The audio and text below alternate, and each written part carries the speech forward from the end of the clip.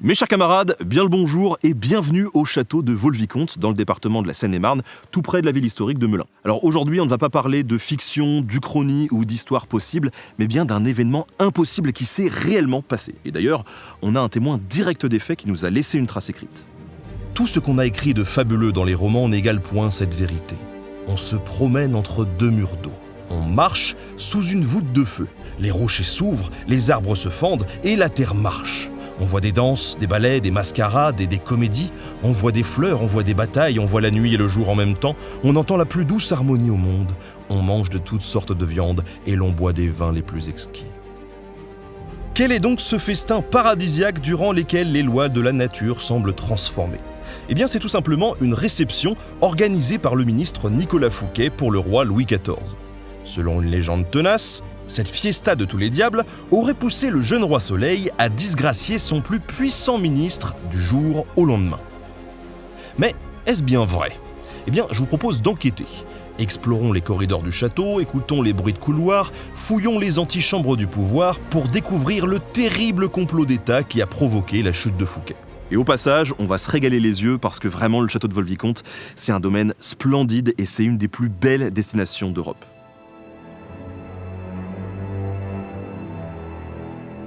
Impossible de commencer sans parler de la carrière de Nicolas Fouquet, célèbre comme surintendant des finances, mais aussi comme mécène artistique. Fouquet vient d'une famille de dévots, des catholiques ultra opposés à la réforme protestante, ce qui n'est pas incompatible avec le business des compagnies maritimes.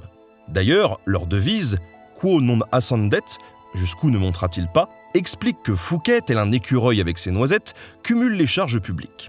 En 1642, la mort de Richelieu propulse sa carrière. Il est de l'entourage de Jules Mazarin qui devient le nouveau Premier ministre et grimpe les échelons à toute vitesse. Il brille particulièrement en 1648 lorsqu'il s'oppose à la fronde des grands seigneurs pour protéger le ministre, la régente Anne d'Autriche et son fils, le petit Louis XIV. L'enfant, âgé de 12 ans, est traumatisé par cette révolte. Mais pour Fouquet, c'est surtout l'occasion de prouver sa fidélité. En 1653, il cumule les charges de procureur général du Parlement de Paris et de surintendant des finances, c'est-à-dire de ministre de l'économie. Il siège au Conseil d'en haut, la plus haute instance monarchique du pays. Le voilà donc au sommet de l'État à 38 ans. Fouquet rêve de devenir Premier ministre. Vraiment, il a une ambition qui déborde. Et cette ambition, elle va se matérialiser sous la forme d'un château, Vaux-le-Vicomte. 9 ans de travaux sont nécessaires pour créer un parc de 500 hectares, clos dans une enceinte de 13 km. Des hameaux et collines sont entièrement rasés et 20 km de tuyaux alimentent les jardins en eau. Fontaines, jardins à la française, statues, Fouquet innove. Au centre du parc s'élève une immense demeure de 2500 mètres carrés pour une centaine de pièces. À l'époque, on n'a jamais rien vu de tel. Versailles est encore une demeure très modeste et d'ailleurs Fouquet a fait appel à la crème de la crème. Le jardinier Lenôtre, l'architecte Levaux, le peintre Lebrun et le maître d'hôtel Vatel. Artistes et écrivains défilent dans son palais enchanté. Charles Perrault, Jean de La Fontaine, Molière, Corneille, Madame de Sévigné. À l'or et à la pierre, Fouquet ajoute décidément la lettre et l'esprit. Et en 1661, il n'hésite pas à inviter le roi en personne.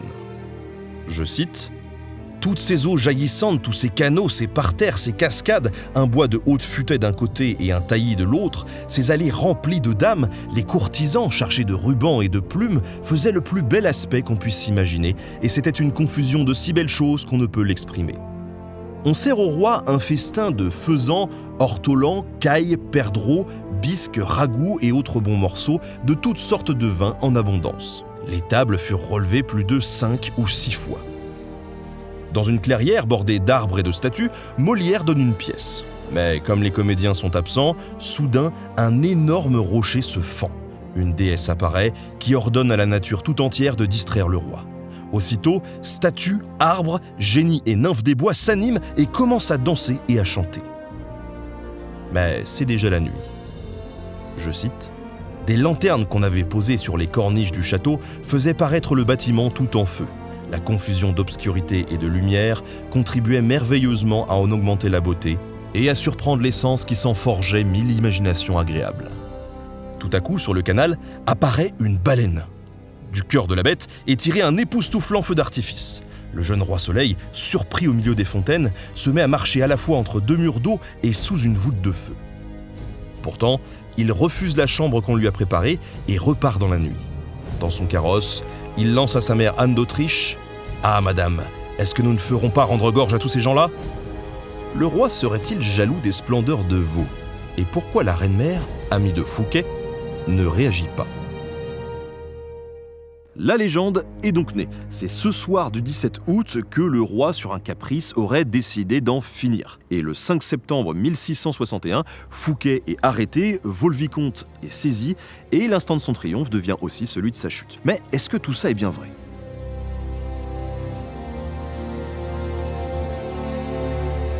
La cour d'honneur du château, encadrée par les communs et les écuries, permet au surintendant d'accueillir les artistes, les courtisans, ses amis, mais aussi ses ennemis sans qu'il le sache. Son subordonné, l'intendant des finances Jean-Baptiste Colbert, est très critique envers sa politique d'emprunt qui remplit les caisses du royaume tout en l'endettant. Pour le doubler, son plan en 7 étapes débute le 9 mars 1661 lorsque le Premier ministre Mazarin meurt. Lequel des deux rivaux prendra sa place? Eh bien, le jeu commence. Bien introduit à la cour du roi, Colbert pénètre dans son vestibule, le Conseil des ministres. À Vaux, le vestibule vient rompre la répartition des pièces entre côté cour et côté jardin. Il dessine un axe cour, vestibule, salon, jardin qui fait entrer la lumière par de grandes ouvertures dignes d'une cathédrale. De là, on accède au grand salon, haut de 2 étages. Un lieu de déambulation qui permet de contempler le jardin, bien à l'abri d'une immense coupole dont la peinture de Lebrun n'a jamais été achevée. Aujourd'hui, cependant, la technologie permet d'avoir une petite idée de ce que le maître décorateur avait en tête. Le roi est à l'image de ce salon, central, scrutant tout le royaume, et vide. Il refuse d'avoir un Premier ministre. Plus personne, jamais, ne lui dictera sa conduite. Pourtant, il écoute volontiers Colbert, qui commence aussitôt à diffamer Fouquet. Mazarin avait déjà commencé sur son lit de mort, en avertissant le roi contre l'ambition du surintendant, et en lui recommandant chaudement Colbert. Ce dernier n'a qu'à continuer, et chaque semaine, pendant son rapport sur l'état des finances, il glisse des remarques assassines sur Fouquet. Il avait promis d'arrêter les emprunts, alors pourquoi n'est-ce pas fait? Dans quel but ruine-t-il la couronne pendant qu'il s'enrichit? Louis XIV se sent trahi, et sa crainte de la fronde prend le dessus. Un roi sans le sou est faible, et un roi faible, on l'abat. Mais le doute ne suffit pas, il faut des faits, des preuves, des documents compromettants. En un mot, Colbert doit faire espionner le surintendant. Une bibliothèque comme celle de Vaux doit bien contenir des secrets. Fouquet possédait personnellement 27 000 ouvrages, mais surtout, il en faisait donner, relier et restaurer beaucoup d'autres. Marqués de l'écureuil, il n'est pas rare de les retrouver chez les collectionneurs. Tous ces dons vont aux jésuites, confirmant les liens du clan Fouquet, entre guillemets, avec la contre-réforme des catholiques ultra, ces bouillants fanatiques qui n'hésitent pas à s'opposer au roi. Colbert en prend bonne note quand ses espions révèlent un autre scandale. Pour son commerce maritime, Fouquet a acheté Belle-Île dont il interdit l'accès. C'est la stupeur. Dans le secret de sa forteresse, le surintendant entretient 400 canons, 200 hommes et assez d'armes pour 6000 combattants. Ces navires de guerre battent pavillon portugais pour attaquer librement les vaisseaux d'Espagne et de Hollande. On est vraiment dans un complot à la Assassin's Creed, c'est assez fou. En tout cas, ces précieuses informations permettent à Colbert d'obtenir la totale confiance du roi. Et d'ailleurs ici, on est dans la chambre privée du roi. Il n'y a plus qu'à organiser la chute du surintendant. Avec ses stucs rehaussés de feuilles d'or, c'est la pièce la plus richement décorée du château de Vaux. Les lions moulés rappellent la puissance du monarque, tandis qu'au plafond, le triomphe de la vérité soutenu par le temps semble prédire le triste sort qui attend Fouquet. Démasqué, disgracié, condamné. Le roi organise la chute du ministre. Il attendra que les récoltes de l'été soient rentrées et donc les impôts encaissés en septembre. Pour que Fouquet ne puisse détruire les preuves et en appeler à son armée d'amis, on fera ça loin de chez lui. On choisit de l'attirer aux États de Bretagne, à Nantes. Il ne résistera pas au piège, car il adore cette région. C'est donc là qu'on le frappera en plein cœur. Mais alors, qu'est-ce qui se passe dans l'esprit de ce ministre? Parce que le complot avance, mais lui, il semble pas vraiment réagir. Et ben ça, c'est normal, parce que Colbert a déjà commencé à l'isoler. Nous voici dans les appartements privés du surintendant. On lui découvre 2 tendances. Le salon d'Hercule confirme son ambition. Tel le héros grec effectuant 12 travaux au service du bien public de Thèbes, il rêve d'être accueilli dans l'Olympe et fait Premier ministre. D'ailleurs, en tant que procureur général au Parlement de Paris, il est déjà intouchable car seuls ses amis parlementaires peuvent le juger. Louis XIV en personne décide alors de manipuler Fouquet. Il lui fait croire qu'il a besoin d'argent et qu'il compte le faire chancelier. Naïvement, le surintendant vend sa charge et en donne le bénéfice au roi. Et oui, après tout, pourquoi rester procureur quand on a la chance de devenir chancelier ? Je suis maintenant dans les sous-sols et sous le faste apparent qui entoure Fouquet. C'est vraiment ici que tout se passe.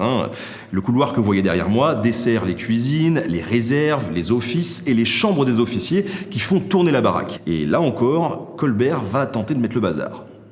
Ici comme à la cour, tout s'entend et tout se dit. Et une rumeur malsaine commence à courir. Troublé, Fouquet tente de rentrer en grâce. Il contacte alors la jeune Louise de La Vallière, 17 ans à peine, et déjà nouvelle maîtresse du roi. Mais la fillette se méprend. Voyant tout l'or du surintendant, elle croit qu'il lui demande d'espionner, ou pire, de se donner à lui. Affolée, elle prévient Louis. Le roi entre dans une colère profonde, et violé dans son intimité, il jure d'abattre Fouquet. L'affaire devient personnelle. Et le ministre enchaîne les boulettes. Comme une façon d'assurer au roi qu'il ne lui fait plus aucune cachotterie, il lui révèle les comptes de sa mère Anne d'Autriche. Louis rit intérieurement et dit tout à la reine-mère. Outrée, elle retire sa protection à ce financier incapable de tenir sa langue. Il a suffi de quelques jours pour que Fouquet, sans le savoir, ruine sa réputation. Colbert triomphe. Tout est en place, il n'y a plus qu'à attendre. Autant laisser tranquillement mijoter le ministre. Après tout, la vengeance est un plat qui se mange froid. C'est dans cette cuisine que le jeune François Vatel a tout appris. Débutant comme écuyer de cuisine à 22 ans, il est déjà chef du protocole et maître d'hôtel lors de la venue du roi en 1661. C'est donc lui qui organise les 80 tables et les 30 buffets du banquet. Mais tout ce faste, s'il est au goût du roi, lui démontre que Nicolas Fouquet s'est enrichi à ses dépens. La fin de l'été est un chaudron et Fouquet s'y laisse rôtir. Et il est cuit à point. Maintenant, il faut passer à l'action. L'été s'est écoulé, les impôts ont été encaissés, Fouquet est de retour à Vaux-le-Vicomte et donc les complices sont prêts à frapper. Nous voici maintenant dans la chambre personnelle de Fouquet, la seule pièce du premier étage à avoir gardé l'intégralité de son décor d'origine. Lorsqu'il la quitte pour la Bretagne, le ministre ignore qu'il ne la reverra jamais plus. Au Conseil de Nantes, le roi est tout sourire. Mais aussitôt sorti du château, la voiture de Fouquet est stoppée devant la cathédrale. D'Artagnan, sous-lieutenant des Mousquetaires Gris, lui annonce son arrestation. Embarqué dans une carriole toute ferrée, il rejoint le château d'Angers où une toute autre chambre l'attend, sa cellule.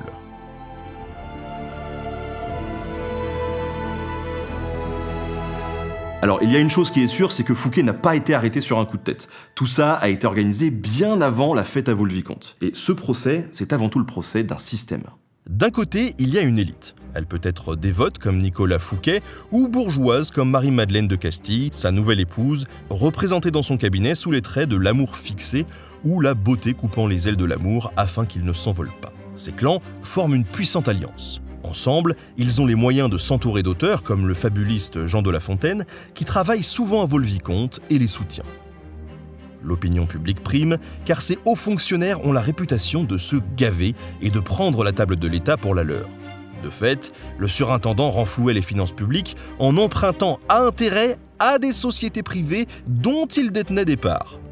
Il était donc à la fois le remède et le mal. Mais comparons un peu. Avant lui, Mazarin a amassé 35 millions de livres. Après lui, Colbert en accumulera 4,5.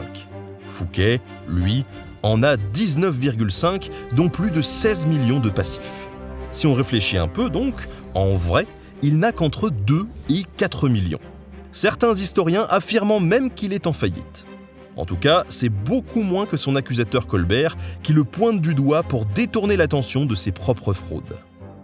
Il n'empêche, à l'époque, de la même façon que le roi incarne l'État, le surintendant incarne la finance. C'est un homme d'affaires expert en investissement qui n'hésite pas à engager l'État avec lui. C'est le cas pour Belle-Île, une tête de pont dans le trafic atlantique, développant un réseau commercial vers les Caraïbes et le Canada afin que la Bretagne devienne le premier entrepôt maritime du front occidental européen devant Amsterdam. Les logiques personnelles et étatiques s'amalgament et c'est bien ça que le roi veut changer. L'État, c'est lui et lui seul. Commence alors un procès assez injuste. On va ignorer l'individu pour attaquer le système. Alors que, dans le même temps, les haines personnelles du roi et de Colbert, justement, elles visent l'individu. Son rôle de simple informateur terminé, sans aucun mandat ni prérogative, Colbert s'immisce dans l'affaire. Il participe aux saisies, contourne les enquêteurs en s'emparant de preuves. Au procès, il choisit les juges et pratique l'intimidation, le chantage et la corruption. Il accuse Fouquet de lèse-majesté. Il a personnellement retrouvé, caché dans le cadre d'un de ses tableaux, un plan effrayant. En cas d'arrestation, ses amis devaient lever les places fortes de Calais, Hesdin, Amiens, Béthune, Mézières, Concarneau, l'Île-Dieu, le Fort de Ham en Picardie, le Mont-Saint-Michel et bien sûr Belle-Île. Une expédition maritime en baie de Seine bloquerait Paris, d'ailleurs bourré de parlementaires, de courtisans et de financiers alliés du surintendant. Mais le plan, ridicule, concerne Mazarin et non le roi. Fouquet a bonne réputation, contrairement au chancelier Séguier, ancien de la Fronde, qui ose le juger aujourd'hui. L'accusé s'exclame « Voilà, messieurs, ce qui s'appelle un crime d'État ». Innocenté du lèse-majesté, mais coupable de détournement, Louis XIV veut le faire mourir. Mais le rapporteur, Olivier Lefebvre d'Ormesson, répond vertement « La Cour rend des arrêts, non des services ». Et grâce à l'intégrité des juges, qui tiennent bon face à l'absolu royal, Fouquet est condamné à l'exil. Le roi commue alors cette peine en emprisonnement à vie.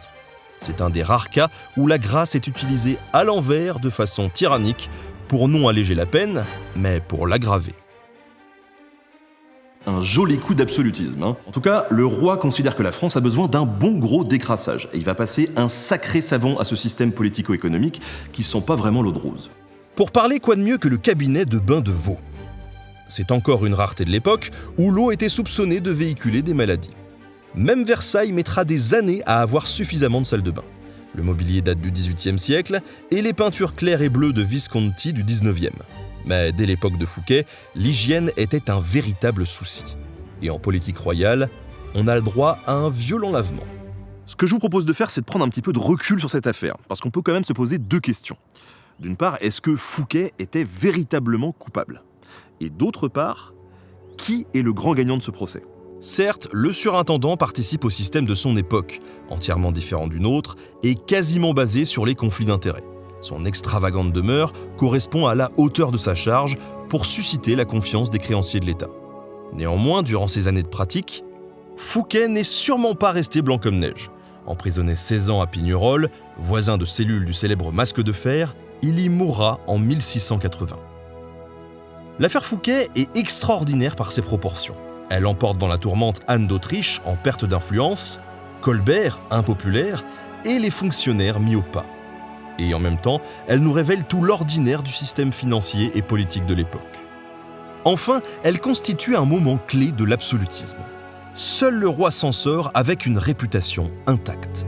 Il a sacrifié son fidèle et dévoué Fouquet pour servir sa propagande, stupéfiant son monde par son éveil secret. Depuis Henri IV, il y a 50 ans, on n'avait plus vu un souverain régner seul. 1661 est l'année de l'euphorie monarchique. Toutes les couches de la société, sans aucune preuve, croient spontanément ce providentiel qui surprend le félon, s'élève et abat les puissants. À peine 6 mois après sa décision de régner seul, il a déjà fait sauter le plus puissant financier du royaume, autant dire que la foule est en délire. Tout ça est à l'image du château de Vaux-le-Vicomte, un monument extraordinaire qui concentre les plus grands noms de son temps, mais qui est aussi un modèle commun pour toute l'Europe, et également victime de la rapacité royale. Des centaines d'œuvres d'art, d'arbustes, d'orangers, de fontaines sont saisies, direction Versailles, un petit domaine où Louis XIV se rêve déjà en roi soleil. Et pourtant, même le château de Versailles, qui s'est considérablement développé, n'a pas pu éclipser la splendeur de Vaux-le-Vicomte. Et pour cause, il s'en inspire. C'est ici qu'a été créé le Jardin à la Française, un parc de 33 hectares organisé autour du plus grand monument privé de France. Ouvert au public depuis 1968, situé à seulement 50 km de Paris, le site propose une riche exposition permanente et un musée des équipages dans les anciennes écuries. Mais aussi des activités tout au long de l'année. Des journées familiales par exemple, où même les plus petits peuvent parcourir l'immense espace extérieur à bord de voiturettes en participant à des jeux de piste et des chasses au trésor. La plus célèbre étant la grande chasse aux œufs de Pâques, où plus de 100 000 œufs en chocolat sont cachés dans le parc. S'ensuivent des nocturnes d'été où le château se visite à la lueur de 2000 bougies chandelles. Idéal pour les romantiques. Et on peut encore rajouter à tout ça les parcours sonores détaillant l'affaire Fouquet, les jeux d'eau, les sons et lumières féeriques, les journées costumées qui nous font voyager à travers le temps. Merci au château de Vaux-le-Vicomte de nous avoir accueillis pour la production de ce reportage. On a été super bien accueillis et c'était vraiment trop cool. En tout cas, n'hésitez pas à liker, à commenter, à partager comme d'habitude et puis abonnez-vous parce que dans les années à venir, je compte bien vous faire découvrir pas mal de monuments historiques.